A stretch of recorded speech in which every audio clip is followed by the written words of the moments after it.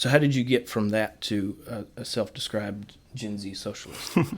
I would say I was very conservative and really admired the kinds of guys that I was talking about on YouTube and watching their videos all the time and really like, oh man, it's so cool to own the libs and getting into like debate bro kind of culture. Sure. That was my thing. But when I was going to Western here in like senior year of college, when I started like the really like the last classes in my history course, I had some really interesting professors who I really admire, who the way that they spoke and talked about the world and politics and their ideas, I found to be like shockingly refreshing and more honest than the way that the guys on YouTube were talking to people and about things.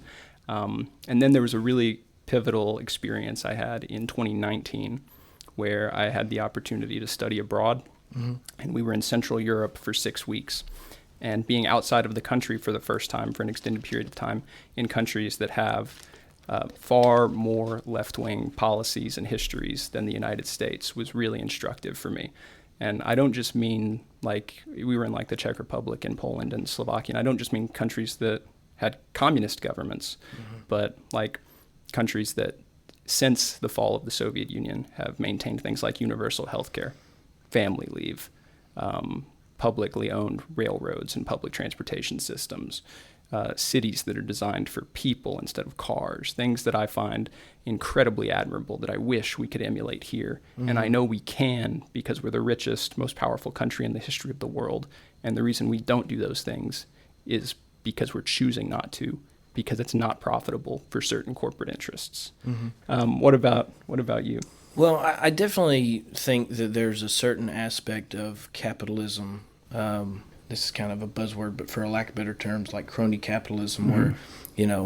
where, when the government bailed out GM or, these different various car companies or, the gas companies and Boeing and, the list goes on and on and on. I don't think that the government should be bailing out a private company. Mm-hmm. Because to me, that's not much different than the government owning that private company at that point, right? So I think that leads to a form of capitalism that's not really capitalism. Sure.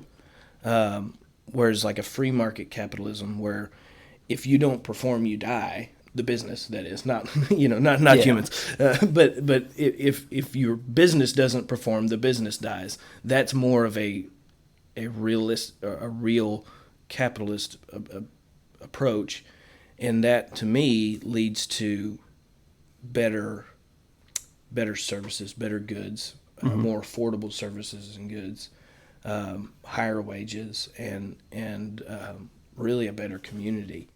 StoryCorps' One Small Step and the radio station hubs are made possible by the Corporation for Public Broadcasting.